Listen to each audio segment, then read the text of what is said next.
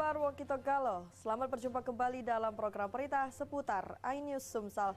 Di saat Anda siap beraktivitas di pagi hari, saya Mita Andani siap menemani Anda dengan berbagai berita dan informasi menarik hari ini, Rabu 7 Juni 2023. Sajian utama hari ini antara lain, sumur minyak ilegal di Mubah kembali meledak.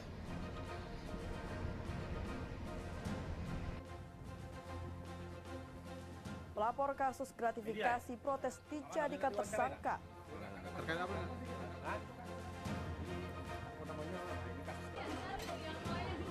Jangan lewatkan menikmati secangkir kopi di tepian Sungai Musi.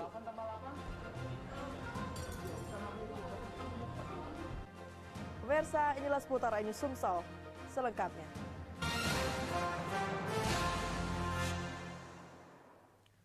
Kita awali dengan informasi pertama, pemirsa. Sebuah sumur minyak mentah ilegal di Kecamatan Sangadesa, Kabupaten Musi Banyuasin meledak saat pekerja melakukan aktivitas menambang sumur minyak mentah tradisional. Ledakan terjadi diduga akibat gesekan material batu dengan pipa besi. Kobaran api dari sebuah sumur minyak mentah ilegal di Desa Keban 1, Kecamatan Sangadesa, Musi Banyuasin. Kobaran api berasal dari ledakan sumur minyak ilegal. Kepulan asap hitam pun membumbung tinggi dari sumur minyak mentah ilegal ini. Pemilik tambang sumur ilegal Chandra, warga desa Terusan, Kecamatan Sangadesa, diringkus tim gabungan Polsek Sangadesa dan Satreskrim Polres Musi Banyuasin.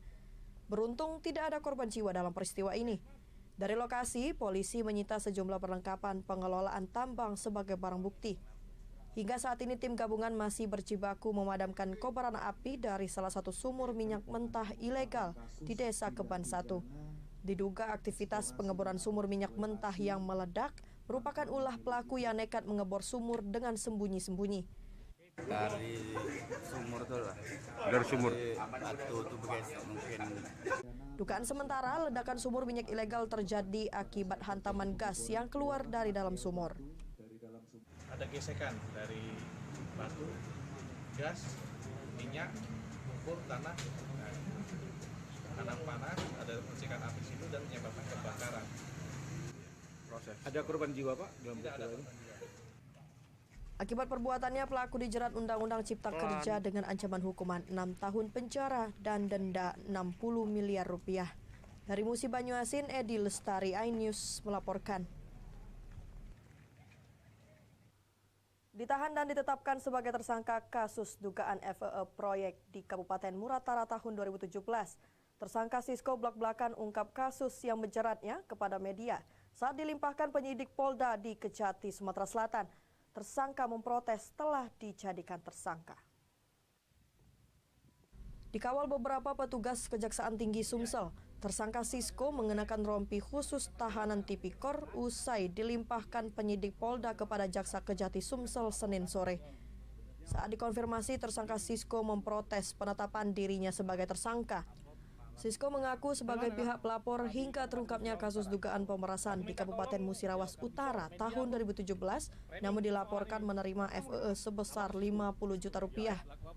Aku sekarang sudah ditetapkan tersangka. Kasus awalnya dari kasus pemerasan dijadi ke kasus suap. Nah, itu ya. Kita dari mana melapor, kan? Dari warga sipil, Kak. Apa? Kita dari warga sipil. Sipil. Kasipenkum Kejati Sumsel Fani Yukia Eka Sari menyatakan tersangka telah dilakukan penahanan di rumah tahanan Pajo Palembang untuk keperluan penuntutan dalam proses persidangan. Tersangka dilakukan penahanan di Rutan Pakjo selama 20 hari dari tanggal 5 Juni 2023 sampai dengan 24 Juni 2023. Kasus ini bermula dari dugaan korupsi suap dan gratifikasi pada proyek di Dinas PU Kabupaten Muratara tahun 2017 lalu. Kasus ini menjerat sekretaris di Dinas PU Kabupaten Muratara Ardiansyah, divonis dengan pidana 1 tahun dan 6 bulan penjara. Dari Palembang, Guntur Riansyah, iNews melaporkan. Hendak melakukan pembukaan lahan dengan cara dibakar, 3 warga di Kecamatan Gelumbang yang sehari-harinya sebagai pekerja upahan diamankan Polres Muara Enim. Aktivitas ketiga pelaku terpantau lewat udara. Nasib sial dialami 3 warga Kecamatan Gelumbang. Ketiganya diamankan saat hendak membuka lahan seluas 4 hektar dengan cara dibakar bersama 2 rekannya yang kini masih buron di Dusun 1, Desa Payabakal, Kecamatan Gelumbang. Mereka tertangkap tangan saat helikopter milik BPBD Provinsi Sumsel yang sedang berpatroli udara. Petugas BPBD dan Manggala Agni langsung menghubungi pihak kepolisian terdekat. Bersama pihak kepolisian, petugas Manggala Agni menegur secara lisan para pelaku. Namun dari 5 orang yang ada di TKP, 2 orang berhasil melarikan diri. Setelah memberikan peringatan, petugas kepolisian langsung menahan ketiga tersangka, Didik, Ferdin, dan Bambang. Sementara 2 lainnya, Umay dan Rio, berhasil kabur. Selain mengamankan 3 pelaku, petugas kepolisian juga mengamankan barang bukti berupa puntung kayu, korek api, alat penyemprot air, dan 5 bilah parang. Kapolres Muara Enim AKBP Andi Supriyadi menyatakan pembukaan lahan perkebunan dengan dibakar bisa dikenakan sanksi pidana. Dari hasil pemeriksaan, ketiga pelaku dibayar untuk membersihkan lahan seluas 4 hektar dengan upah 100.000 per orang per hari. Memang saudara inisial U ini yang mendapat borongan dari pemilik lahan. Kemudian saudara U ini mengajak ke 3 orang ini untuk melakukan borongan pembukaan lahan seluas kurang lebih 4 hektar. Ketiga pelaku tidak dilakukan penahanan karena pihak desa dan warga menjamin ketiga pelaku. Mereka hanya dikenakan wajib lapor ke Polsek Gelumbang selama proses hukum berjalan. Ketiganya dikenakan Undang-Undang Nomor 39 Tahun 2014 tentang perkebunan, ancaman pidana 10 tahun. Dari Muara Enim, Edwin Syah Satria, iNews melaporkan. Pemirsa, Dinas Sosial Kota Palembang gencar melakukan razia terhadap pengemis maupun anak jalanan di sejumlah lampu merah. Pengemis yang tertangkap ternyata merupakan wajah lama. Sebagian besar pengemis tersebut merupakan anak di bawah umur. Pengemis maupun anak jalanan di perempatan lampu merah di Kota Palembang kian marak dan meresahkan pengguna jalan. Mereka pun tak segan melakukan eksploitasi anak dengan menjadikan anak atau balita sebagai boneka atau alat untuk meminta belas kasihan pengendara yang melintas. Mereka yang terjaring razia merupakan wajah lama yang kerap tertangkap tangan. Aksi kejar-kejaran pun terjadi. Para pengemis yang mengetahui adanya razia telah mengintai dari kejauhan dan bersembunyi. Dinas Sosial Kota Palembang akan terus melakukan pemantauan hingga pengemis dan anak-anak jalanan ini jera dan tidak akan mengulangi kembali aksinya. Dinas Sosial sebagai pemantauan itu setiap hari tanpa hari libur kita mengontrol ya. Kita memantau di 14 titik pantau sesuai dengan SOP. Tapi tidak menutup kemungkinan untuk di tempat-tempat lain. Warga diminta tidak memberikan uang kepada para pengemis di jalanan. Dari Palembang, Erwin Setiawan, iNews melaporkan.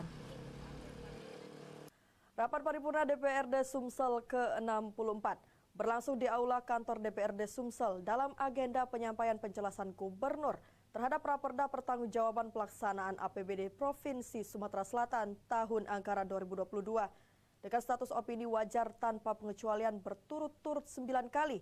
Gubernur Sumatera Selatan Herman Deru berharap dapat diterima seluruh fraksi DPRD Sumsel. Dalam penjelasannya, laporan keuangan pemerintah Provinsi Sumatera Selatan tahun anggaran 2022 telah diaudit BPK Perwakilan Provinsi Sumatera Selatan. Sumsel menyandang status opini wajar tanpa pengecualian berturut-turut 9 kali. Gubernur Sumatera Selatan Herman Deru menjelaskan nilai aset Pemprov Sumsel tahun 2022 bertambah sebesar 5,82% dari sebelumnya, sebesar 33,3 triliun rupiah menjadi 35,24 triliun rupiah. Penambahan aset terdiri dari nilai aset lancar sebesar 117,16% menjadi 449,2 miliar rupiah dari tahun sebelumnya 206,85 miliar rupiah. Kemudian ada nilai investasi jangka panjang naik sebesar 0,27% menjadi 7,46 triliun dari tahun sebelumnya 7,44 triliun rupiah.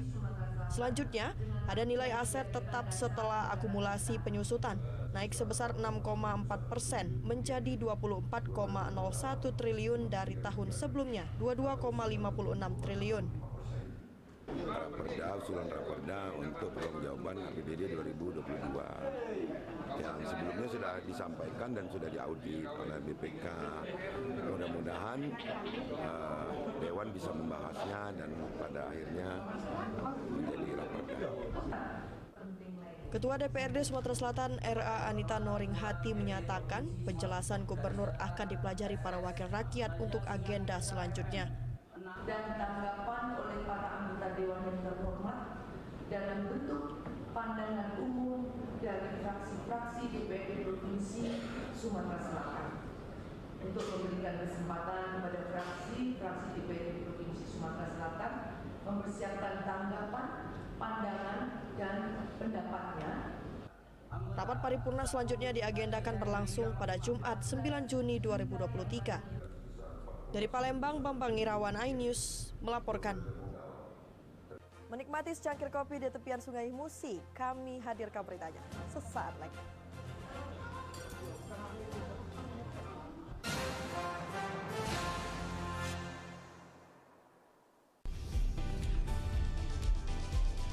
Atika Hasiholan yang lagi seneng banget karena ibunda Ratna Sarumpait akhirnya bebas bersyarat. Kali ini Ruben akan melaporkan oknum yang dianggap menghina Betran dan Thalia Onsu. Digelar di kediaman Jennifer, pasangan ini sampai merogoh kocek ratusan juta rupiah demi menggelar pesta meriah.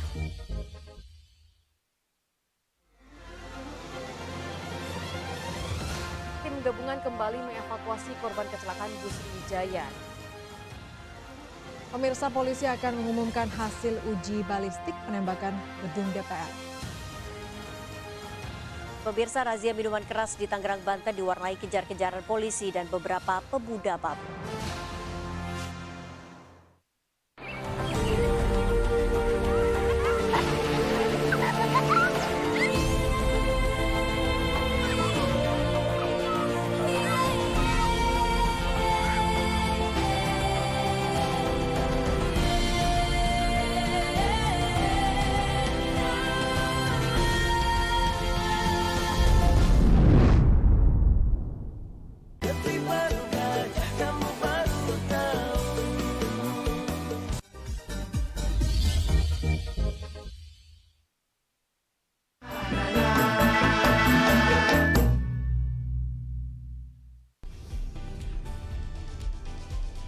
Atika Hasiholan yang lagi seneng banget karena ibunda Ratna Sarumpait akhirnya bebas bersyarat. Kali ini Ruben akan melaporkan oknum yang dianggap menghina Betran dan Thalia Onsu. Digelar di kediaman Jennifer, pasangan ini sampai merogoh kocek ratusan juta rupiah demi menggelar pesta meriah.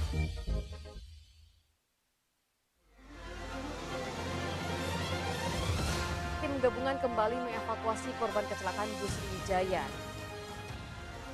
Pemirsa, polisi akan mengumumkan hasil uji balistik penembakan gedung DPR.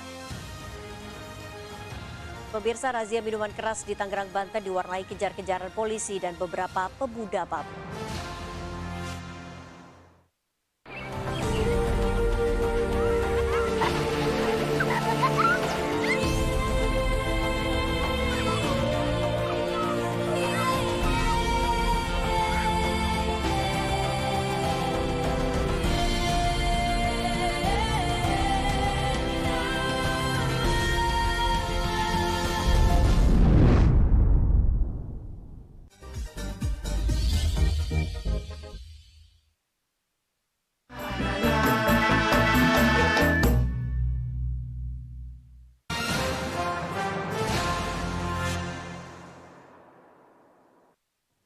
Terima kasih pemirsa, Anda masih bersama kami. Satuan Reserse Narkoba Polres Lubuk Linggau meringkus 2 orang kurir narkotika jenis ekstasi yang diduga jaringan internasional.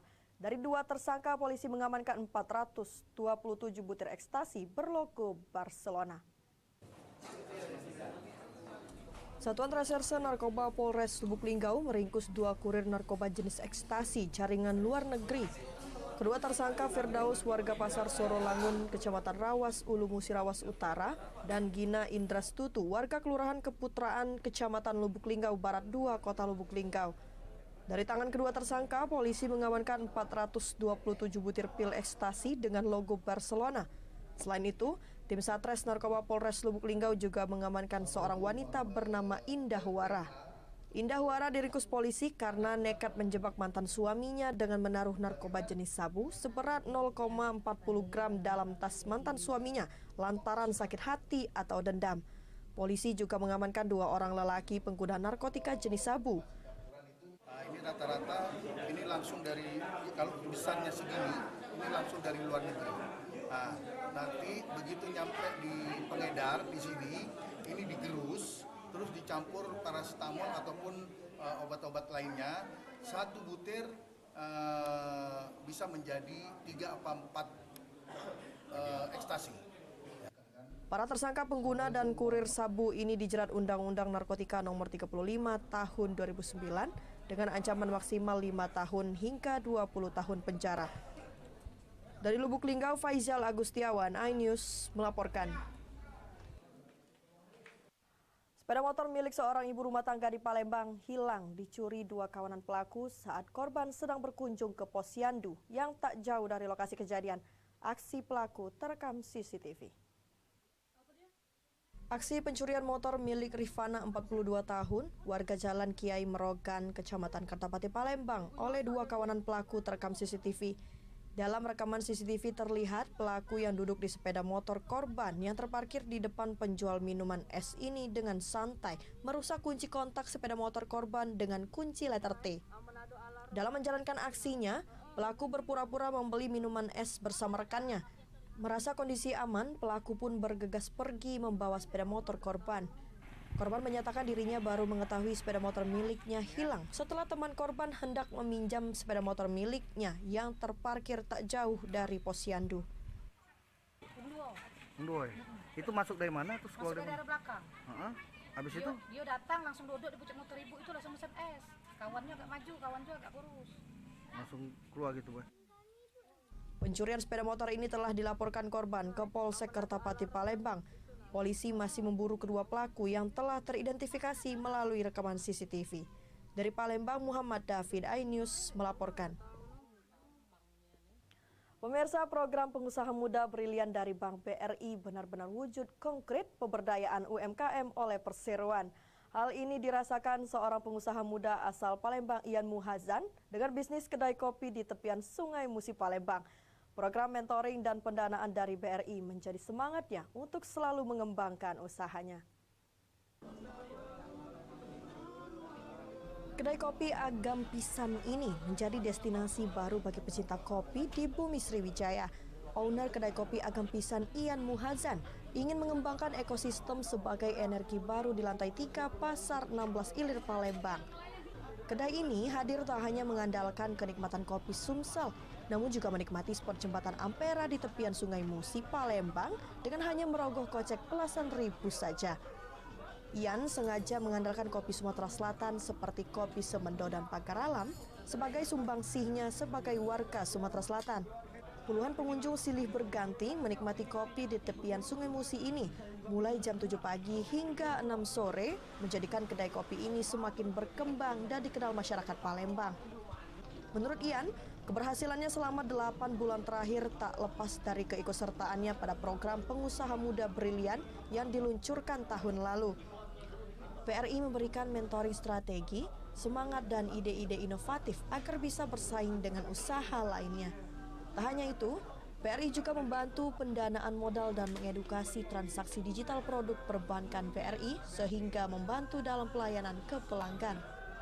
Jadi BRI memiliki program mentoring bisnis, jadi kita salah satu peserta. Nama programnya adalah Pengusaha Muda Brilian, dan kebetulan kami adalah salah satu perwakilan dari Kota Palembang yang mewakili peserta dari Palembang untuk ke nasional di Jakarta kemarin. Salah seorang pengunjung, Nafri, menyatakan salut dengan ide dan keberanian kedai ini membuka usaha di tempat yang unik. Dirinya bisa menikmati kopi sembari memanjakan mata ke spot jembatan Ampera. Ini kopi ini kan dari Sumatera dan ini Sumatera Selatan juga. Suasananya gimana suasananya? Menurut saya Suasana di sini sangat enak dan view-nya langsung ke Jembatan Ampera. Sebagai informasi, pengusaha muda brilian tahun lalu menjaring total peserta hingga 1.330 UMKM di 10 kota penyelenggaraan, yaitu Jabodetabek, Bandung, Semarang, Yogyakarta, Surabaya, Denpasar, Banjarmasin, Makassar, Palembang, dan Medan. Dari Palembang, Ardiansyah Nugraha, iNews melaporkan.